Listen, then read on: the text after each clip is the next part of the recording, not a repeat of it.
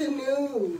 Welcome to Real Talk Live with Arnette D. Love. And I told you I was coming back sooner than later. First of all, let me just say, Barry and I are no longer a team. However, we do back each other.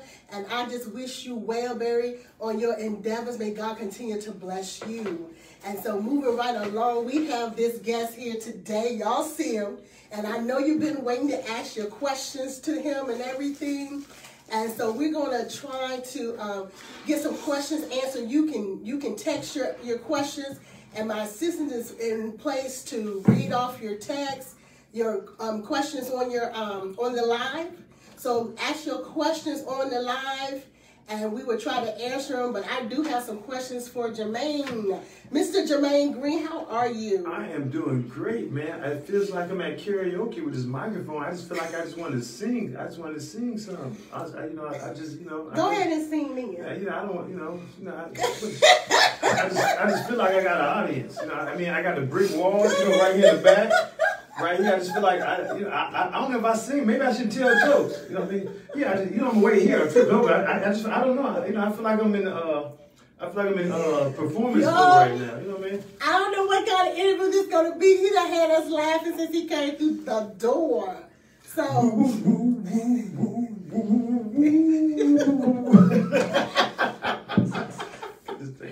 So, Germaine, tell us a little bit about yourself. Tell us who Germaine Green is, what you done been through. We want to know who we working with here in Portsmouth. You know what? I'll be honest with you. You got to be more specific. You just asked me to talk for 12 hours. Oh, that's right. I forgot he was a talk show host too. Okay. Tell me where you came from. What's your upbringing? Well, my upbringing, what most people don't know, man, I was born in Brooklyn, New York. Oh, okay. Yeah, I was born in Brooklyn, New York, and we wound up moving to Staten Island, and then, my mom met a guy from Portsmouth, Virginia, and they got married, and we traveled across the world, it's stuff military families do, and we ended up in P-Town. That's one of the short versions, but I'm gonna keep going. Okay, but something about them Portsmouth men, y'all. Something about them Portsmouth men, we'll follow them to the ends of the earth. Man, clearly. My mom followed me. But my mom came here, I hope she don't see this interview and she get mad at me, but she we came here as a military family, and she wound up messing with the local dope boy next door and fucked up her marriage, and he moved on in life, and he left our black tail here. Excuse my language. I'm trying, because this might be a Christian show here, but we good kinds to be myself. Today is rolling hard. Be yourself today. Okay. So that's basically how we ended up here, so it was a struggle. It was a struggle, but life is a struggle for the average black person anyway, man. That's just absolutely. Our struggles are our experience. Our struggles are best teachers. So, I'm happy how my life went, and everything I've been through has made me a very wise and intelligent guy, and a humble guy. Right. Now tell me this. I know that you have had some dark instances in your past, and we do know that you're working with the community now. I mean, you're doing a lot of stuff in the community. Like I was just telling him, I remember watching his shows and his interviews, and there was something else, y'all. Y'all remember Germaine Green did anything on his show. Oh, you're talking about when I used to go live, and they used to be rated R, sometimes X. I told him he ain't like preachers. I tried to be his friend. He would be my friend. But, before it was Boosie Badass, it was Germaine. But I just want you to before we go into what's going on with the event that's coming up. Tell us about your past when now is it true that you had did some prison time? Yeah, I did 10 years in the feds, just like most of black men, grew up in the 80s and the 90s, I got caught up in the flash, the lifestyle. Even though my mom, we grew up in the struggle, I didn't really grow up in the street. I ran track. And focus on what I did. But, when I got to take a taste of that street life, I can honestly say I wasn't street. You know what I mean? I wasn't hood and gangster. I mean, I just went out in the street, you know what I mean, following, you know what I mean, behind what my brother was doing with the cars, with the rims and the big gold chains and the big rings. And, you know, I kind of looked up to him and I got into the street and, you know, the street life turned me out, man. I ain't gonna front. Yeah, street life turned me out. I was more of a fan of the street life versus growing up in it. Okay, so what would you say to these young guys that were where you were, that are where you were, looking at the street life and, you know, looking at it like it's exciting and whatnot, and based on what you've been through because of the decisions you made, what would you say to our youth? Well, listen, I'll be honest with you. I could say a lot of things, but it probably wouldn't help them. I'm gonna tell you why, because my street life is totally different from the street life now. I mean, it's totally different. You know, when I was coming up and I was out Prentice Avenue and Maple Avenue and Abby's, you know what I mean, selling coke and crack and all that stuff, man.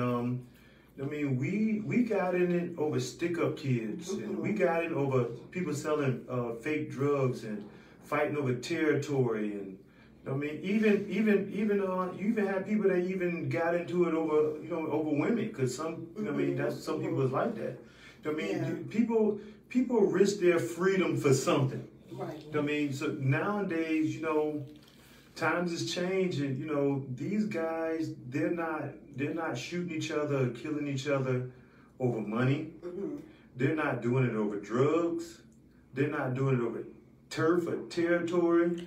They're not doing it over a girl. They're doing it just on the strength because they're the opposite of what they believe in. And the short word of opposite is ops. Right. You know, and I would never thought I would have an interview and say that music may be the corporate of it. You know what I mean? I never thought I would say that because we went through this when I came up with NWA. And Public Enemy. Yes. And even certain songs with KRS-One, you know what I mean, where they blame gangster rap and it was never gangster rap, really, it was just hardcore rap. When it first came out, I mean, it was a battle, and I used to blast NWA. Yeah. And remember they tried to say it was you know how it was tormenting kids and people was killing. And when people adapted to the image, you know what I mean. I can't say what they were doing on the West Coast. Right. On the East Coast, nobody was walking around trying to be like Eazy-E shooting people. Right. I mean, like people was, if people was going to shoot you, they was going to shoot you for a reason. You know what I mean? With this day and time, you know, the people with guns are a lot younger. The weapons are a lot more powerful, and the value of the life is a lot more less valuable than what it is. So absolutely correct. Roy Williamson, who was saying, we got a question. Well, he actually made a statement. He was saying, Germaine, that was a good live interview you did about the guy who was hit with his girlfriend by his girlfriend on the interstate. That was on the. Remember we were talking about it when he got knocked down again. Thank you. What's his name? Roy Williamson. Roy Williamson. Okay, that sounds like a restaurant. Thank you, Roy. I appreciate that. It's crazy we was talking about that. Just do a recap of what they're talking about. I think it was 4 or 5 years ago. Yeah, it was about that long. Yeah, a guy. I think he may be on my page. His wife drove him off. He got out of the car in the middle of the highway. I don't know why he would do something like that anyway. But he got off on the highway, and his wife hit him with a car, and he flew over the highway and went 19 feet down. And when I came around the highway, I seen people was looking over, and I seen somebody was down, and it was raining. So I wasn't thinking how far that jump really was. So I, jumped down there. There's nothing I really can do. I really jumped around there just to try to make sure he was good and consoled. But right. You know what I mean? But in with all that, I messed my back up. My back still hurts. Right. So I gotta add that in there. The back still hurt. You know what I mean? But it's all good, man. It's all good, man. I want to say hello to Michelle Smith, who's watching. All right. Okay. We gonna say hello to all y'all, but we want some questions so that we know what to ask him what you want to know, because we're going to get into this event he has coming up. So we want to make sure that you have an opportunity to ask your questions. So, matter of fact, let's go into it, Germaine. Give me an overview, or give us an overview of the 420th event. Well, the 420 event, man, is not about the people on stage. Okay. That's first and foremost. We want the people to come out because the artists are on stage. Mm-hmm. But the underlying, motivation behind it is boosting. It has multiple, but we'll go straight on through them. The reason why I wanted to do this festival, because I wanted people to come out and enjoy the experience. Okay. And the experience is supposed to be, the experience is very important, because when they come to events like this, no matter where they go at, mm-hmm. these events tend to be good for the spirit. It tends to be good for the soul. First and foremost. Mm-hmm. And I wanted Portsmouth to be able to experience something like this and call their own. Okay. With us having a major music festival in the city of Portsmouth, I just felt like it would boost morale, for one, and it would be the beginning of help rebranding the city in a better light. Right. Because, for too long, Portsmouth been known as Pistol City and mm-hmm. having the highest murder rate. And I'm confident with the success of this festival, next year, when they go to other cities and they say, where you from? Peter, I ain't never heard that. Yeah, we got the 420th festival. Yeah, we got the 420th festival. See how easy that is to say that? Yeah. It's something positive, and it's something positive, and it takes the whole narrative and the mindset of talking about the crime rate and the murder rate, and right. and bad politics. I'm not saying that none of the politicians there are bad, mm-hmm. but in the news we often get that kind of betrayal inside on on TV. So that's right. Now you told me previously that they wanted you to actually do this event at City Park. Yeah, they did. They wanted us. They recommended us to do this festival at City Park, and I didn't want to do it for multiple reasons. One of the reasons is that Eugene did Ballin' on the River. Fundamental hoops. Fundamental hoops. He did, and it had got back to me that citizens that use the boat ramp, mm-hmm. white folks, white folks, they a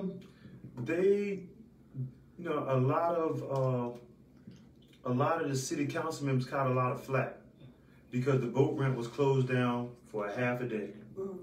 So I told them, I said, listen, if we do a festival at City Park, it don't matter how good the festival go, somebody gonna be on one of them news channels, mm-hmm. Complaining how it's not fair that a city bus, a boat ramp, it was closed for 3 or 4 days.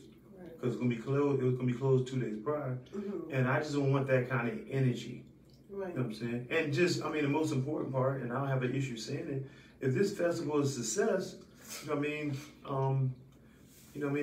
was more interested in Brighton and Prentice Park, Truxton, Douglas Park. I was more interested in their property value going up because something good was there. Simondale is a real nice neighborhood. They got a real nice school right there on the water. Right. They don't have an issue with their property value elevating with the times. What you don't see is red zones, and their property value going up. So, a lot of people are talking about, I seen stuff on the news, on social media, talking about the festival's gonna be in a war zone, whole bunch of foolishness and nonsense, and how all these people gonna shoot each other at the festival, which was, I hate to use this word, but it's retarded, because the festival is on one street, Portsmouth Boulevard. Okay. On that day of the festival, Portsmouth Boulevard would be a huge sidewalk. It would be shut down. Okay. You would be standing in Portsmouth Boulevard entering the festival because that's how you enter. We have a police perimeter 1 block past Portsmouth Boulevard to Watts to Jefferson, you won't even be able to park that close. You know what I mean? It'll be police officers injected everywhere, even around the festival, all the way from Frederick and George Washington to Elm and George Washington. So I mean, we definitely wasn't worried about no violence, but you know, it's always important, you know, that I say that, because you know, this is some of the things that you know, I mean, people like to inject in there. So it won't be a way for drive-bys to occur. That's basically what you're saying. You won't even be able to do a walk-by. But the truth of the matter is, you know, nobody gonna be in there eating edibles. I mean, thinking about doing nothing. It's not even. It's not even. You know. So that was one of my questions. So it won't be any marijuana. It would be the edibles would be allowed though. That's what. Well, I was just making the point. You know what I mean? Yeah, I'm sure it'd be people with people sign up with CBD. You know what I mean? A lot of CBD businesses, and you know, I'm not sure what they offer. I would just give an example. Oh, okay, because I know it was a big thing about people getting high and smoking marijuana because of the 420-ish thing. And I know, you know, a lot of times I used to party back in the day, and I know that when I went to reggae events, the reggae people was getting high. Here's the thing with that, right? Here's the thing with that. You know, people smoke cannabis every event in every city, not just Portsmouth. Right. I mean, Virginia Beach, Chester, if they have any kind of event, they smoke cannabis. Okay. And I think the issue was this. You know what I mean? Whether somebody's gonna be able to smoke cannabis inside the venue or not, the issue was this. You know what I mean? I got, you know, Channel 10 asked me, you know, because I had to give them transparency. You know what I mean? I didn't have to. I didn't have to say nothing, but I wasn't sure when you're dealing with a news channel like Channel 10, they already going downtown getting information from somebody anyway. Right. And then they come and ask you to find some kind of discrepancy. So they look to catch you. So I was like, you know, I did tell them, yeah, they're gonna smoke. You know, I mean, it's okay to smoke weed. And even if somebody told me I shouldn't have told Channel 10 that, because they made it a big thing. Okay. You know what I mean? Okay. So, but excuse me, you have some, like myself, I'm certified. You know, you have some that's board certified too. Don't be trying to come out there using that medicinal. I'm trying to tell you, it's legal when you certified. Don't try to come out there using that medicinal card at this event. But it's my past. So look, okay, the age of the event is 18, because I kind of researched the event myself. I would go to the event. I'm just personally, I think being in the military, being a former deputy sheriff, my PTSD won't allow me to be out there in that crowd like that. That's the only reason I wouldn't go. And plus, you know, I don't have the funds to spend, but I think the prices are reasonable. Well, I have nothing against the price. Here's the thing with that. You know, I've said this multiple times that, you know, people look at the price and they compare it to a concert. No, this is not a concert. A concert is 2.5 to 4 hours. This is a festival. In order for you to be a festival, you have to provide a minimum of 18 hours of concert and entertainment. And we're at 23, maybe 24, depends on how it goes. So, yeah, so, I mean, for that, you know what I mean, basically what you got going on, you basically got 5 concerts in one. You know what I mean? We got enough artists to do 5 individual concerts. In some instances, maybe 8. Which one was 2 loud? Hit the power. Mic check. It's still, I mean, it's still good. It's still good? You still got an echo in here, you know. Okay. You know, we in the closet, so we good. You see? You see? But yeah, when I looked at the prices, I thought they were adequate. I mean, for as many artists you have coming, the dates, I didn't see anything wrong with the prices. Well, you know, before you started having sound difficulties and you had to unplug and then plug back up and all that stuff. But I just threw some shade over there. You little, I don't care. We're doing an interview on the karaoke box. I can't stand it. You see what I'm saying? So listen. So one of the things I wanted to say, and a lot of people don't know this, if you are a Portsmouth resident, right? Mm-hmm. Okay. If you're a Portsmouth resident, you get 25% off. Let me get my Bill Clinton presidential thumb thing. Go ahead. No, you gotta watch me when I do this, cause Oh, I gotta watch it. Powering on. you get 25% off of your 2-day general admission ticket. That's my Bill Clinton voice. You get 25% off. 25% off of your 2-day general admission ticket. If you don't know how much 25% is, give me your $1 and I'll give you back 3/4. And see how much 25%. You get 25% off your 2-day general admission. 25% off. That is, nobody does that for festivals. Right. But I wanted the city of Portsmouth to be able to make this affordable for them. So for that $199, I saw the ticket at $199 For one day? for one day. Mm-hmm. So you would actually only have to pay around what, $150. Well, Right. here's the thing. Here's the thing. See, we're gonna have to work on color tomorrow because these numbers are a little difficult for you. One You for me. said 25%. No, I said 25% off a 2-day general admission. Oh, okay. Now, listen. I'll be honest with you. Okay. We made the one day tickets higher on purpose because we want people to come 2 days. Right. I mean, like, why would you come for one? I mean, we want you to come 2 days. You know what I mean? So give us the fees again, because I'm a little. Okay, so we'll work on colors tomorrow. It's okay. Blue, You know. yellow, black. I ain't gonna come on my show and call me stupid. Y'all gotta know, if you don't know Germaine Green, get now you know. My secret voice. Now you know. So we start on one day, $199. Well, one day is $199. There is no discounts on 1-day tickets, by the way. But a 2-day ticket is $299. And if you do the math on that, which is 25% off, basically you had $225 for 2 days.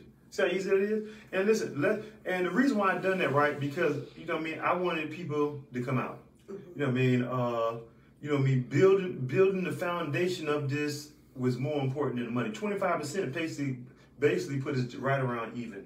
Okay. You know what I mean? Basically put us right around even at 25% off. Right. You know, that's only because this is the first time, so we're paying for a lot of stuff that, you know what I mean, that normal events wouldn't do because they're already established. Right. You know what I mean?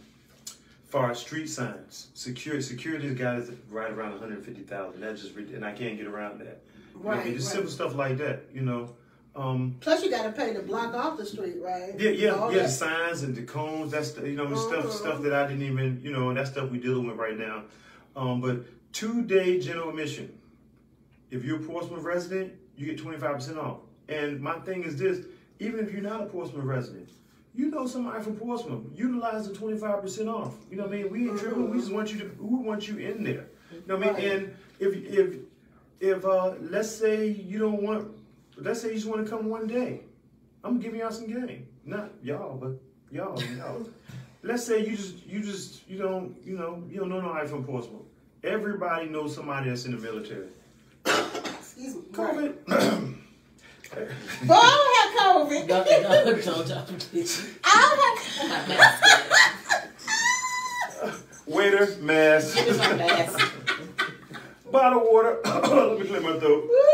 But listen, I should have bought you a bottle of water. If you're in the military, if you know somebody in the military, you get discounts off of 1 day, 2 day VIP. I mean, you get 20% off, and you can be military, retired. I mean, DOD, reserve. So, there's no way that you don't know nobody from Portsmouth to get a 25% general admission. That's off the 2-day general admission.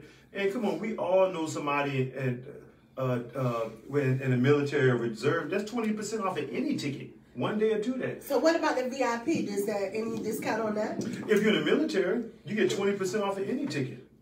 Okay. Yeah. So yeah. And so like you Gotta can't be active duty. You can't. No, I just see. Remember that color thing we working on? We can go back. But I'm no longer in the military. But I have a veteran.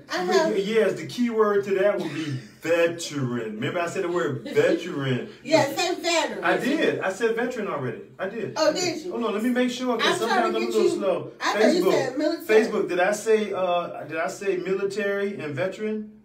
And They gonna say reserve? yes anyway. Listen, I'm sure. Listen, ask your people. Did I say veteran, reserve, DOD?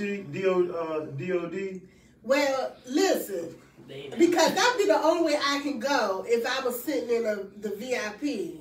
That's all the only way I can go because I can't be in the crowd. You know what I mean? The psychology behind that, if you got VIP energy, you ain't looking for a discount anyway. See how we do that? But what I'm saying, ain't no way you should be VIP and you looking for a discount. That would be the only way I go. Unless you're from Portsmouth, then we understand. I mean, if you giving the discount and my VIP ticket is $1,000. Well, ain't no discount on those VIP elites. Yeah. On the VIP elites. No, now I mean we got bosses in VIP. We got bosses like Nita Boo and C. Hayes and Tachi Chung. Like we don't need budget ballers. We got real ballers up in there. They ain't trying to. Okay, I'm just saying. I'm just putting it out. Tanika Hill, she balling. I've already told y'all. Don't think I can't afford a VIP. I'm not saying you can't afford it. I just want to know. I just want to know when I get in there, I don't have to fight the crowd. I can go to my seat. I ain't getting bumped. Well, you know the thing is too, like, you know what I mean. We're not allowing people to have seat cheers in there allegedly, but I just think I think we'd be fine. So you got to stand up the whole time. As long as you got allegedly, but as long as you come with one of them little small chairs, I'm gonna let you in. I don't want people to stand up. I want people to sit down and have a good time. So okay, I ain't gonna argue that. I know I can't stand up the whole time, so I would have a look. I know they ain't gonna want me to do that, but I want people to have chairs and laugh. Yeah, that's the craziest thing. But hey, I in my opinion, I think that it's going to be a success. And this just what I believe and what I'm praying for. I'm praying for it to be a success because we cannot be afraid to do stuff just because of what's going on around us. We got to still keep moving. And you're keep on moving. Don't stop. Like with hands up. Hey, I was starting to mumble then. Hey, my mumbling was about to come in. I was about to. Find your own way of staying. Yeah, y'all know we are. We'll come one day. Why do people refuse to live this way? So we can't keep being scared. We got to keep it going, keep moving, and keep progressing. And that's what you're doing. And now you don't just do. This is not your first event in Portsmouth. We know that. I heard about the big old Easter egg event. Oh, listen, I'm glad you said that. Thank you for that. Thank you for that. I appreciate you being on top of that. Yes. Yeah, this is about to be real good. Can I drink some water before I catch a cold? Sure. Yeah. She's a Sagittarius too, y'all, so gotta watch myself. So listen, next Sunday, we have the largest Easter egg hunt that goes on in the city of Portsmouth. In case you didn't know, it's right at Norcom High School from 2 to 5. Okay. And this year we partnered with Parks and Recreation, and they will be busing kids from I don't know which neighborhoods. I wouldn't say Swanson, Dale's Home, Southside, and then bring them out to the Easter egg hunt. And we're asking that even though your kids on the bus, we're asking that you come out there and socialize with the parents because it's real important that the kids see parents socialize with people that outside their neighborhood. Mm-hmm. That's real important. If you got kids around 11, 12, and they just a little too big to be running down eggs and mature, that's fine. Maybe they can come enjoy the cookout. It'll be plenty of treats and candy for them, cotton candy, popcorn. We're gonna have 5, maybe 6 bounce houses. The mobile game stop people is coming out, wherever they call themselves. And we're gonna be out there for 2 to 5 hours. And if you're not familiar with the Germaine Green Easter egg hunt, we're gonna go down the rundown. We're gonna go down what we put out there because I call it Christmas in April. We do it the traditional eggs, and even though kids really don't like it, I am hell bent on kids not, losing or not knowing the tradition of Easter eggs. an Easter egg hunt. Easter egg hunt is with boiled eggs. You know, and you know, I say it all the time, even in joking manner. Even if your kids don't like boiled eggs, y'all know we get down with them boiled eggs with egg salad. Go ahead. Yeah, and I eat the boiled eggs. Yeah, egg salad, tuna salad. I mean, yes, whatever. Y'all, a lot of people spend with y'all. So, and then we go from the plastic eggs where we put candy in them. Mm-hmm. We normally put like $500 to $700 in ones, fives, and tens every year. Yeah. Oh. So that's the joy of that, because all the kids look for the money eggs. Yes. So, you know, of course I switch it up because the big kids just go for the plastic eggs, it's light, and they don't care about other stuff. So what we do, we may have 300 eggs with what we call the rotten eggs. There'll be little pieces of paper say no money, try again. Oh. Nanny, boo boo, loser. Just little fun stuff. But then we go into the Easter baskets. You know, the Easter baskets, you'll see it at your larger stores like Target, Walmart. We normally have maybe like 200 to 300 Easter baskets out there. Now, one of the things we do, we add toys. Now, the toys are not major. Normally, toys range between $5 to $20. Okay. We normally put a couple of $100 in out there, too. You know what I mean? But, yeah, what we did last year, we're doing this year, we give away bikes. Give away bikes and big toys, like the $100 Motor Control cars and the little dirt bikes. And normally, we don't put them out for Easter egg. Mm-hmm. Normally, we'll take an egg. It could be a real egg. We call it the golden egg. Okay. The golden egg ain't golden. The golden egg just means that it's an egg that can be a real egg, a candy egg, an Easter basket, and we'll put a sticker on it or put an initial on it, and when they get that, you know what I mean, you win a prize. So most, you know what I mean, people that have been coming over the years, this is my 11th annual Easter egg hunt. For real? At the same place? Same place. Only thing is, I used to do it at the bus ramp. Okay. Right near the school, and do it on the inside, but then it has grown so big that we needed more space, so we put it over to the side where the baseball field is. So, Germaine, let me ask you this now. Is it true that one year you didn't have no permits or nothing? You didn't get permission. You just went out there and blew. You talking about the Easter egg? Mm-hmm. I don't get no permit no year. When they get this up? That's what they said. They say, Germaine, just go. They have a party. Listen, it ain't a party. It's for the kids. At the end of the day, it's for the kids. Yeah. I mean, you get the city involved, what you need a permit for? And I agree with you 100%. Yeah. I agree with you 100%. And that's the part that was probably left out of the rumor, that the city was involved with you. Well, see, they may not be physically involved, but I mean, they show up, they involved. And I mean, yeah, just. Yeah. I'm with you on that. And this happens on, give the date again. Next Sunday. Okay, this happens next Sunday. On Easter. Which is the 17th, right? 17th, that's on Easter. On the 16th, you can come by and get Easter baskets from the American Legion Post 190, 2711. Now, I'm not sure if we're having an Easter egg hunt. I'll be working because I work with the city part-time, but you can go by there and get your Easter basket from there. Between the hours, I think 4 to 6. But if you get down there at 4, get your Easter baskets and go on. You know, we're not having a big event like Germaine, but it is an avenue for you to get an Easter basket for your kids, especially if you can't make his event. 2711 Peach Street, the American Legion Post 190. Go get your Easter basket on Saturday, the 16th, 4 to 6, and then you go turn around and go do Germaine Green's event at Norca, and the time again, one more time? 2 to 5. It's the Easter egg hunt cookout. I'm probably gonna come there. And we got some big ribs, big barbecue. The kids don't eat ribs, so y'all ribs for the grown folks. You know what I mean? Yeah, that's how it was when we were young. Yeah, kids only want hot dogs, hamburgers, and soda.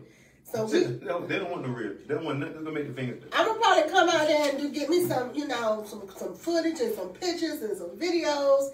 And talk to everybody, just so, because I like doing community stuff and people invite me, even though Germaine ain't invited me yet. But listen, I normally invite all the kids. I mean, all the parents and everybody is welcome, because we need all the volunteers we get. Shout out to Michelle Harrison, man, because she blessed us. Hey, Facebook, pardon me, man. She got a fold-up table, so out of closet. It's not a fold-up table. He has been talking about stuff. And we have a prestige yes, it is. area here. It is really nice. I can do a comment. For real, just give me a comment. I'm ready to tell. See, this right here got me feeling like a comedian right now. So when you go to the Funny Bone and all them other things, got a little. I'm waiting for a sign to light up and say, ooh. Yeah, so, shout out to Michelle Harrington because she blessed me last year and she coming through. Matter of fact, I got them she donated them ribs and some other stuff to me. You know what I mean? And so I want to give her a shout out too. I had to see her logged up on the live. She's never on the live. But, now, so what else we got? Let me just ask you I this. can't believe you asked me about that permit. Who said I had a... That was the word on the street, man. Who checked that? Who The had word that on the audacity to street. check that? The word on the street said Germaine just went out there, set up, started cooking, getting out the Easter eggs. Listen, Ain't had name 11 years straight. Ain't gonna start now. 11 years straight. This actually supposed to be my 12th, but we didn't do one during COVID. Right. Yeah, So I just want to say this. I know we had so many people come against your event, the 420-ish event. So many people came. I mean, I had people calling me, want to argue with me, and I was like, listen, the person you need to be talking to is Germaine Green. And that's when I spoke to Germaine. I was like, can you just come on the show and talk about your event? And I knew that it was going to happen because I felt like Germaine was a man about his business. And I had, I was like, even if it doesn't happen at the Sportsplex, he was going to find an alternative for it. So, I stand behind anybody that hustle. I hustle and a legit hustle. Let me put it that way. Now, I ain't talking about y'all out here, doing that illegitimate stuff. I'm talking about a legit hustle. I stand behind you. And, it's either going to work or it's not going to work. We learn from our mistakes and we pick ourselves back up, And so, I'm never, against anybody's journey. And I pray that nobody's against my journey. And I don't talk about anybody's journey. I don't let people talk about folks to me. And when people came to me, it's like, he don't have no permits and this and that. You need to be talking to him because I don't get $8 out of this. But one person did want to know, besides, you already said the community get to have fun. I get that. That's enough for me. Mm-hmm. But as far as anything that's coming in monetarily, do anything go back to the city? The city? Of course. That's why I did it here. You know what I mean? We already know the city gonna get their 10%. But one of the things that I put in place is that that Parks and Recreation get $4 off every ticket we sell. Oh wow! You know what I mean? So that was something that I wanted to do. Now outside of that, just understand the dynamics of how a music festival impacts the city. It's just good for business that don't get that much business. It don't matter if it's a gas station, a restaurant, bar, hotels, mom and pop juke joints. Even a lot of people that fall under the hustlers category, like people that selling T-shirts at the corner store, or people that got their own. I know a girl that makes ashtrays, one of my Facebook friends. Stuff like that. This gives her a platform, and a gateway to pull in revenue she wouldn't normally do. And it's important to know outside of money, it's important to know that it's important for people to come in the city of Portsmouth and understand that that Portsmouth is made up of a lot of good people. I say it time and time again, and I can't emphasize this enough. We can't keep letting the 1% of BS that go on in this city represent people like me, you, her, and her, because they'll represent us. Right. We ain't walking around with choppers and we just not doing that. But outside of Portsmouth, they represent us. Because when we go tell people from Portsmouth, the first thing they do, you from Portsmouth? What, girl? Yeah, dangerous over there, ain't you? You good over there? Yeah. They start looking at you like, what hood you from? Right. So, we want people to come to the city of Portsmouth and meet a Portsmouth friend. I've said in my life, meet somebody from Portsmouth. Find your new friend from P-Town. Because we not who people think we are. Mm-hmm. That's right. So listen, can I talk on that permit, please? Go right ahead. See, because I'm sitting here trying to figure out how much I want to donate. The crowd gets me, y'all, but I'm gonna donate something. So before you leave, you make sure I get your cash out so I can see something. Okay, sweet. So listen, Portsmouth was talking bad about the festival. Mm-hmm. I mean, I'm cool with that. You know what I mean? I understand how. As a matter of fact, I said it yesterday, and I couldn't figure out. And it came to me in my sleep. I come up with the best ideas in my sleep because I don't always dream. You know what I mean? I come up with some fantastic ideas when I'm asleep. And sometimes I solve a lot of issues and problems because it becomes elementary to me, you know what I mean, while I'm resting. Let's say it's like sit resting. So, you know, I get why Portsmouth was rejecting this, because we've been what's this dark cloud that we talk about? It's a dark cloud over Portsmouth. We subscribe and buy into that ideology to the point that we as Portsmouthians, am I saying that? I mess it up every time. Portsmouthians? Portsmouth, I can't. People from Portsmouth, I'm not about to pronounce that word because I'm gonna mess it up. We buy into this notion that we don't deserve nothing. And when I see all the energy come behind it, and it's not really hating. It comes out in the form of hating or hatred towards it or hatred towards me, whatever it is. But it's not that. They just, you know what I mean? If you look at the history of Portsmouth the past 35 years, 30 years since I've been here, we don't have nothing good.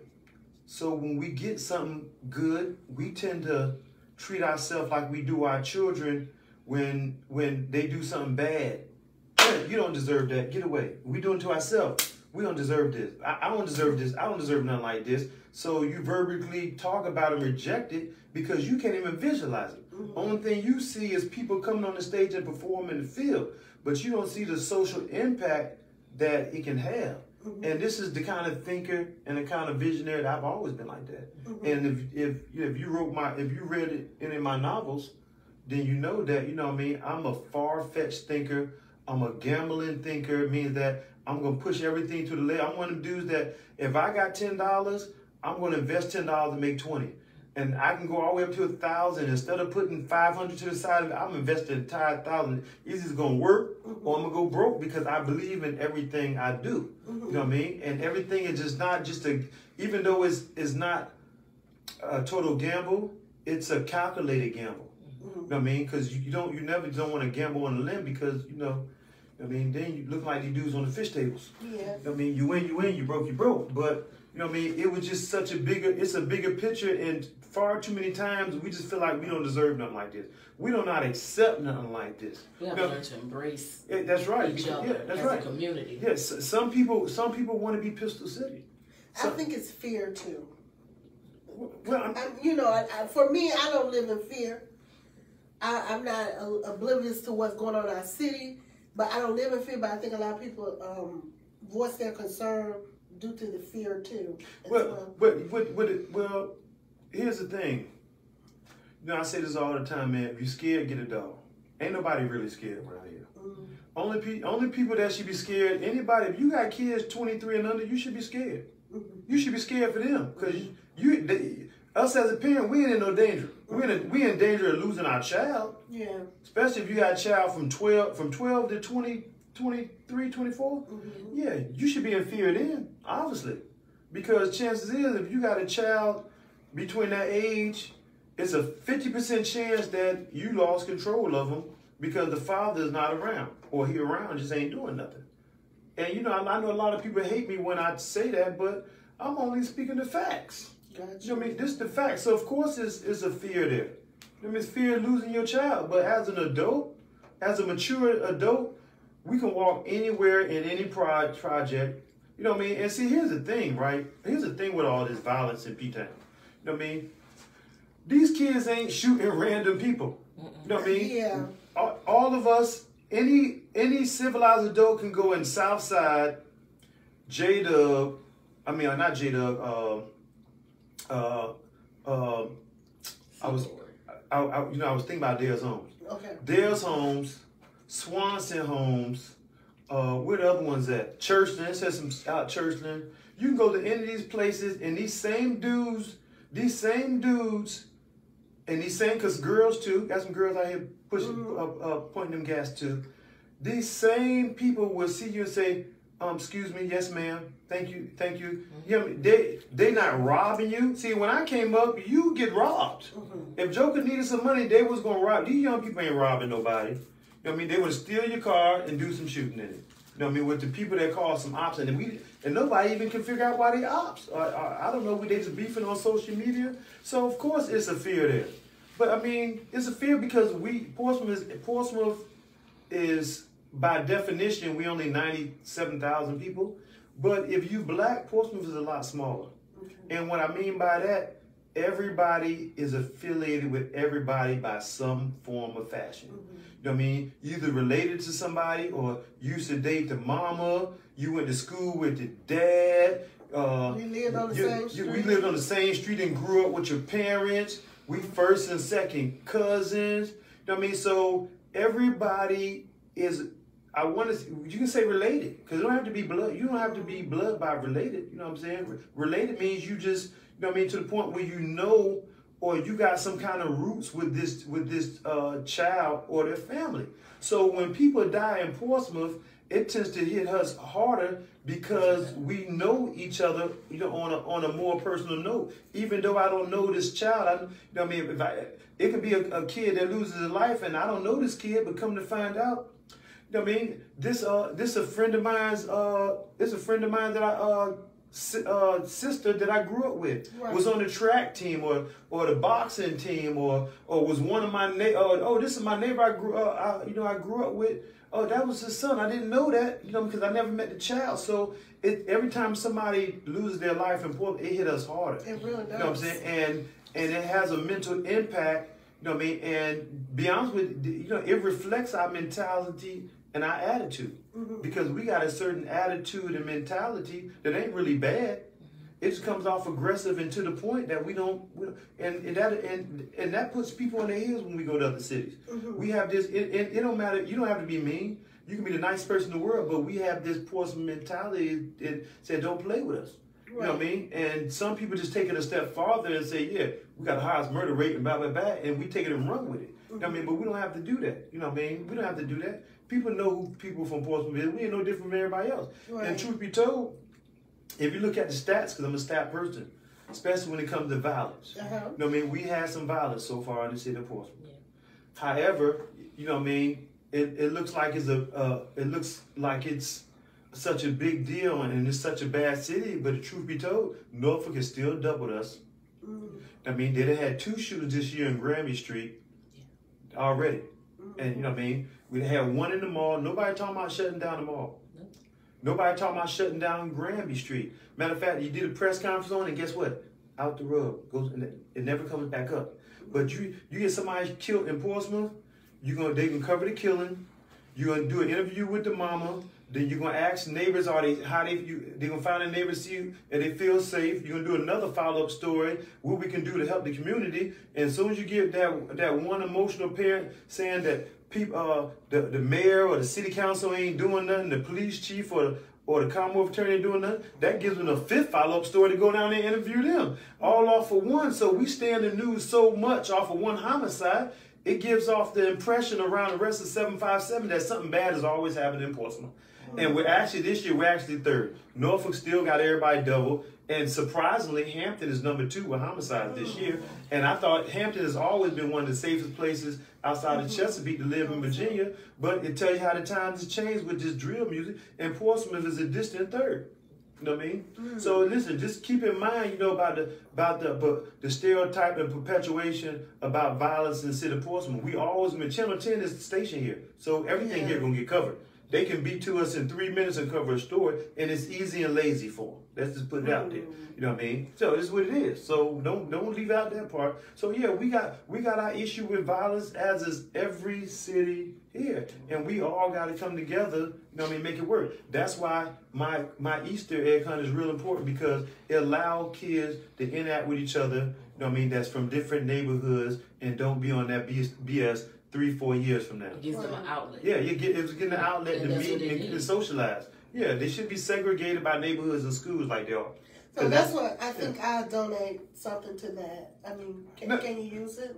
Now listen, we take all donate volunteer. You can just donate your time, whatever you want to bring, food, candy, eggs. But if you bring some eggs, make sure you boil them and dime for them because we don't want to do it. Yeah, whatever. And just know, you know, I'm a boss now, so I need donations $1,000 and better. If that's too much for you, then we don't want it. No, I'm just playing. I'm just playing. Facebook. I'm just playing.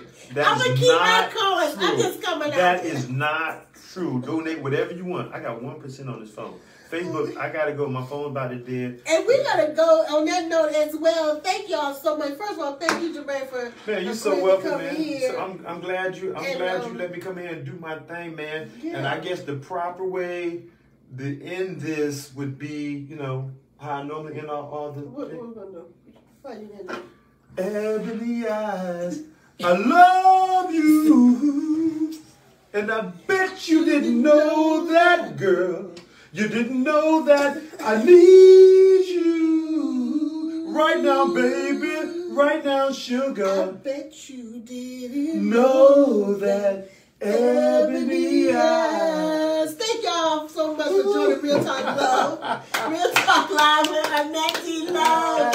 Go. We're going to see you next week at 2 o'clock. That is our time from now on. Sundays at 2. And if you don't know, now you know. Now you know.